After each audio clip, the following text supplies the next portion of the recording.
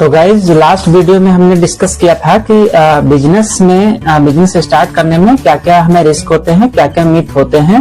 तो वो हमने डिस्कस किया, हमने समझा और उसको समझने के बाद में अब हम उस स्टेज पे आ गए हैं।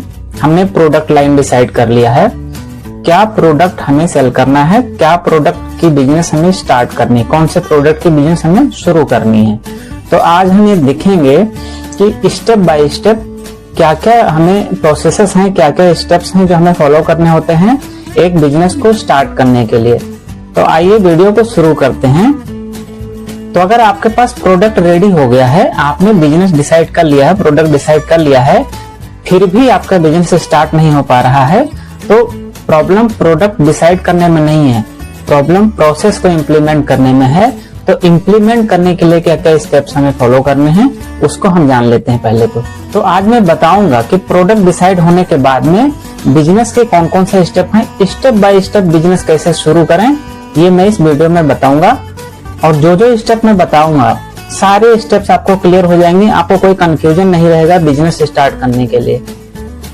क्योंकि प्रोडक्ट डिसाइड करना केवल 20% काम है, टोटल प्रोसेस का 20% काम आपने किया है अगर आपने प्रोडक्ट डिसाइड कर लिया है। तो 80% काम आपको प्रोसेस डिसाइड करना होता है। प्रोसेस क्या क्या होते हैं, कौन कौन से स्टेप्स आपको फॉलो करने हैं बिजनेस को स्टार्ट करने के लिए, और उन सारे स्टेप्स को अच्छे तरीके से जानना और सीखना जरूरी है। तो आप समझ लीजिए कि आप परफेक्ट हो गए एक स्टेप को, एक कंप्लीट साइकिल, एक बिजनेस साइकिल को रन करने के लिए। तो स्टेप नंबर 1 आपको मैं बता रहा हूँ, जो भी प्रोडक्ट आपने डिसाइड किया है पहले उस प्रोडक्ट को खुद कस्टमर की जगह पे रख के देखो, कस्टमर बन के देखो, कस्टमर के नजरिए से देखो कि क्या वो प्रोडक्ट आप खरीद सकते हो, क्या प्रोडक्ट जो आपने डिसाइड किया है क्या वो प्रोडक्ट कस्टमर के लिए यूजफुल है, और उस प्रोडक्ट को आप क्यों बाई करना चाहेंगे। अगर आप कस्टमर हैं, कस्टमर की जगह पे देख रहे हैं, तो आप उस प्रोडक्ट खरीदना चाहेंगे, वो प्रोडक्ट कस्टमर की लाइफ में क्या वैल्यू ऐड करेगी। क्योंकि प्रोडक्ट अच्छा होना तो जरूरी है ही है, कस्टमर को क्या वैल्यू ऐड हो रहा है, कस्टमर को क्या यूज है उस प्रोडक्ट का, ये भी डिसाइड करना, ये भी समझना, ये भी सोचना जरूरी है। तो दूसरा प्रोडक्ट का जो हम सेल करने जा रहे हैं, दूसरा स्टेप्स क्या फॉलो करेंगे, मार्केट रिसर्च करना आपको बहुत जरूरी है। मार्केट स्कोपिंग करना, किस एरिया में बिकेगा, किस एरिया में इसकी डिमांड है, कौन से सीजन में डिमांड है, ये सारी चीजें ऑनलाइन जितनी प्लेटफॉर्म कंपनियां हैं उनमें जाके उन प्रोडक्ट के डिसाइड वो कंपटीटर्स चेक करो, उन प्रोडक्ट के क्वालिटीज क्या क्या है, क्या क्या रिव्यू है, किस प्राइस रेंज में है, कस्टमर्स के रिव्यूज पढ़ो, सारे रिव्यूज पढ़ के 10-20 रिव्यू जब पढ़ेंगे तो आपको आइडिया लगेगा कि प्रोडक्ट में क्या क्या कमियां हैं, इन प्रोडक्ट में हम क्या क्या सुधार करके और कैसे कैसे हम इसको इम्प्लीमेंट करके कैसे कैसे इन कस्टमर्स को हम बेच सकते हैं। और टारगेटेड कस्टमर को आपको डिसाइड करना पड़ेगा कि मेरे प्रोडक्ट के टारगेटेड कस्टमर कौन कौन से होंगे, किस किस एरिया के होंगे।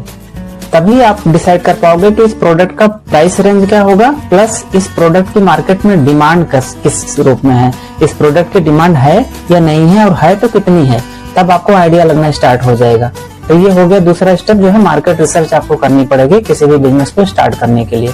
तीसरा स्टेप जो हमें डिसाइड करना होता है, फॉलो करना होता है, वो कॉस्टिंग।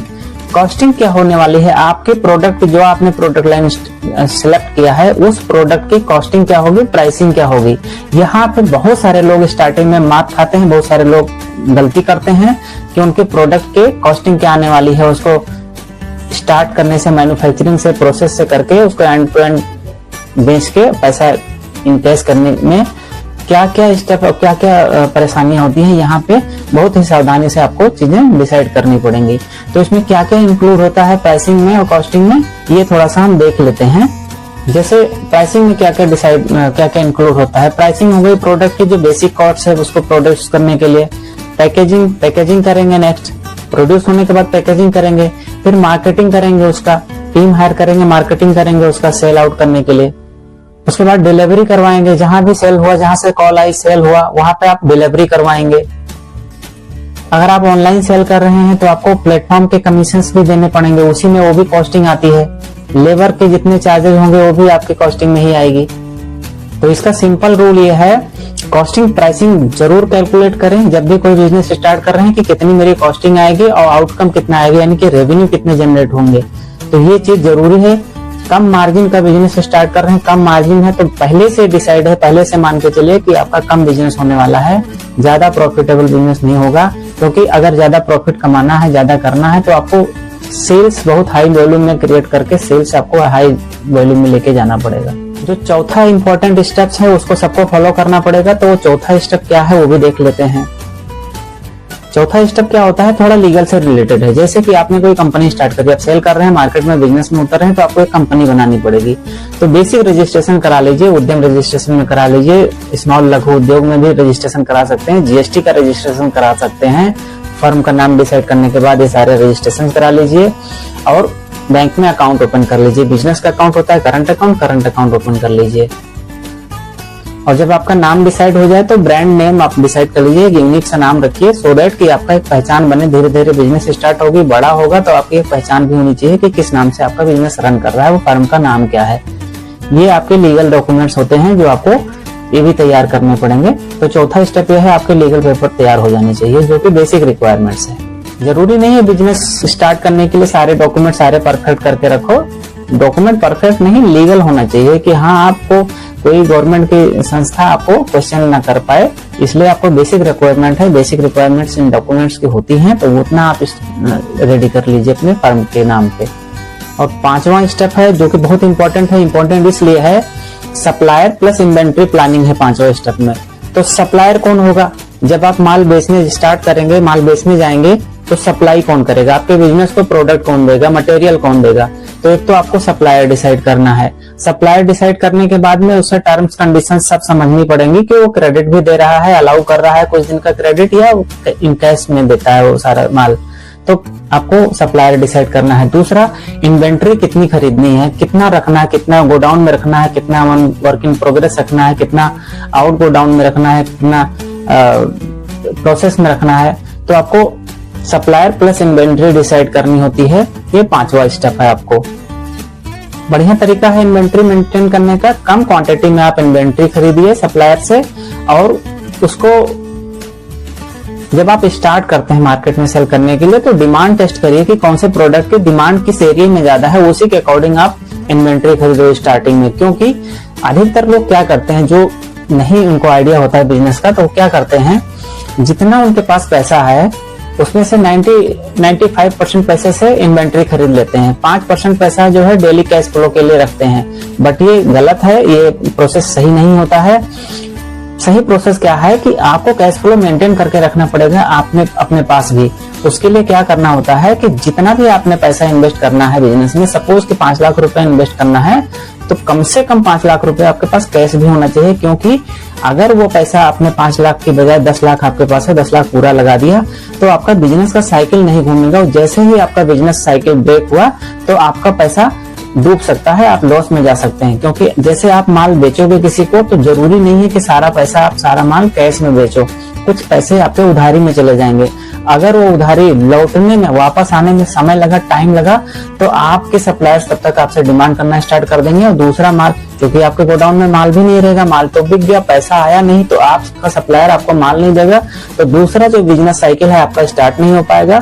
तो उसके लिए आपको क्या करना पड़ेगा कि जितना पैसा का आप इन्वेंट्री खरीद रहे हैं, उतना कम से कम उतना ही पैसा आपके पास सरप्लस बैंक अकाउंट में होना चाहिए कैश फ्लो मेंटेन करने के लिए और उस साइकिल को पूरा कंप्लीट करने के लिए, सो दैट कि आपके पास की कैश की क्रंच, कैश की दिक्कत ना हो और आपका बिजनेस चलता रहे।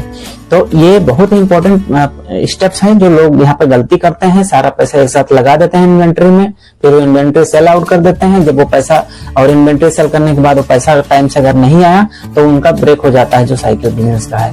तो आपको ध्यान रखना है कि जितना पैसा आप बिजनेस इन्वेंट्री में लगा रहे हैं स्टार्ट करने के लिए, उतना पैसा आपके पास कैश भी होना चाहिए आपको बिजनेस साइकिल मेंटेन करने के लिए। और जो छठवां स्टेप है उसमें आपको सेलिंग चैनल डिसाइड करना पड़ेगा। सेलिंग चैनल मतलब कि आपको किस माध्यम से, किस मोड ऑफ ऑपरेशन से आप अपने प्रोडक्ट सेल करना चाहते हो। तो उसमें कौन कौन से माध्यम आप अपना सकते हैं अपने बिजनेस को रन करने के लिए, वो देख लेते हैं पहले।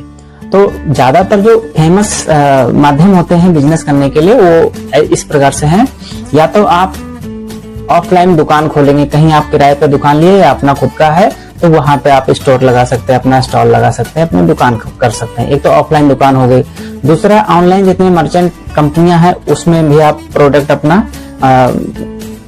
अटैच करके वहां से भी सेल निकाल सकते हैं, वहां से भी बिजनेस कर सकते हैं। तीसरा, इंस्टाग्राम व्हाट्सएप, अमेजन, फ्लिपकार्ट, इस पे भी आप प्रोडक्ट अपने अटैच करके वहां पे भी अपना अपलोड करके वहां से भी आप बिजनेस निकाल सकते हैं, वहां से भी बिजनेस कर सकते हैं। चौथा जो इम्पोर्टेंट स्टेप होता है वो डायरेक्ट सेलिंग। आप मार्केट में जाके door to door business campaigning करके वहां पे भी सेल कर सकते हैं, उसको डायरेक्ट मार्केटिंग बोलते हैं। आपको जाके डायरेक्ट कस्टमर को टच करके बेचना होता है।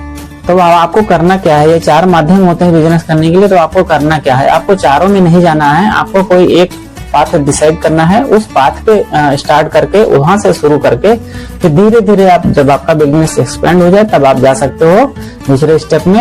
लेकिन स्टार्ट करने के लिए आपको कोई एक पाथ डिसाइड करना पड़ेगा कि आपको किस लाइन पे किस रूट से आपको बिजनेस शुरू करना है। 7वां स्टेप जो आपको फॉलो करना है बिजनेस रन करने के लिए वो है मार्केटिंग।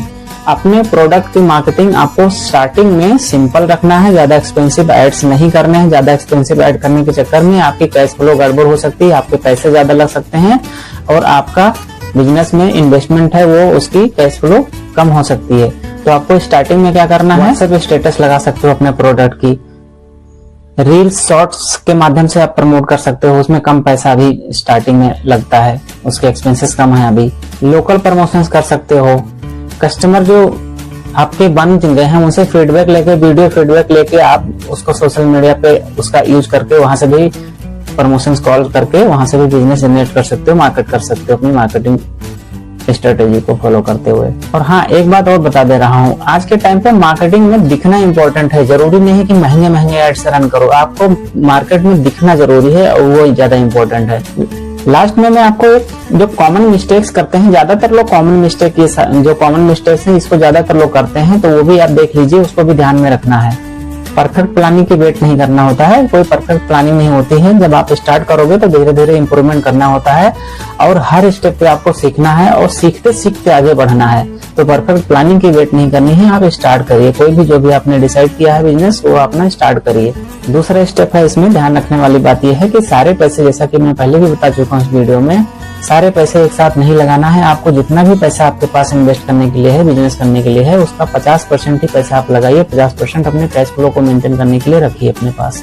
तीसरा स्टेप है कि दूसरों से कंपैरिजन नहीं करना है। सारे आप देखेंगे मार्केट में सब लोग कमा रहे हैं पैसा, जितनी भी दुकानें हैं सब सर्वाइव कर रहे हैं, तो दूसरों से कंपेयर नहीं करना है। आप अपने बिजनेस पे, अपने स्ट्रेटेजी, अपने सेल्स, अपनी मार्केटिंग, अपने स्किल्स पे फोकस करो और आपका भी बिजनेस चलेगा और अच्छा चलेगा अगर आपने अपने प्रोडक्ट पे, अपने कस्टमर सर्विसेज पे अगर ध्यान दिया तो।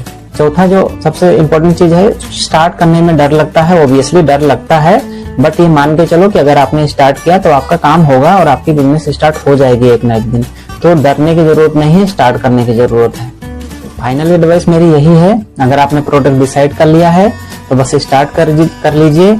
और हाँ, अगर आज आप स्टार्ट नहीं कर पा रहे हैं तो कल आपको पक्का रिग्रेट होगा, तो इसलिए आज स्टार्ट करिए रेदर देन कि रिग्रेट कल करना पड़े।